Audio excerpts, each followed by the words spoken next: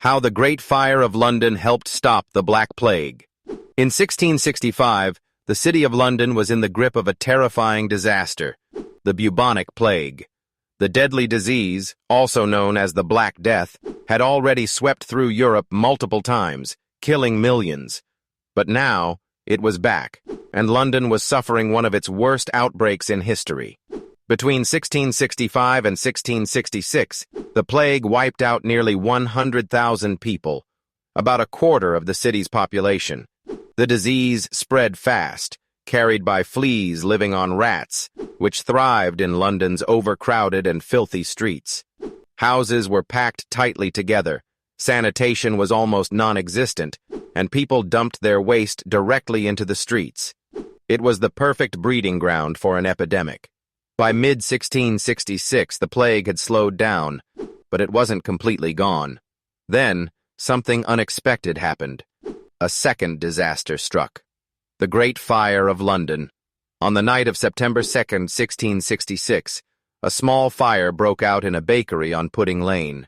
What started as a minor blaze quickly turned into an uncontrollable inferno. Back then, most of London's buildings were made of wood and thatch, packed closely together.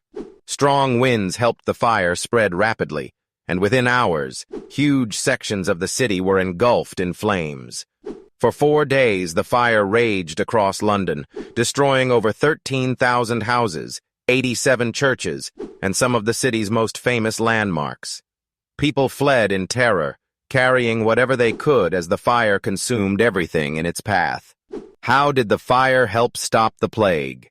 At first, it seemed like the fire was just another disaster, adding to London's suffering. But in the long run, it had an unexpected benefit. It helped eliminate the remnants of the bubonic plague. It burned down the worst infected areas. The neighborhoods most affected by the plague were also the ones hit hardest by the fire.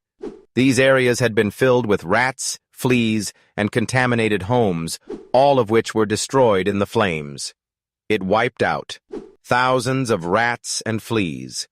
The plague was spread by fleas living on rats, and when the fire swept through the city, it killed many of them, reducing the spread of the disease. It forced the city to rebuild in a cleaner way. After the fire, London had to be rebuilt from the ground up. This gave city planners the chance to widen streets, improve sanitation, and use materials like brick and stone instead of wood, making the city much cleaner and less prone to future outbreaks. An unintended miracle. By early 1667, London had almost no new plague cases.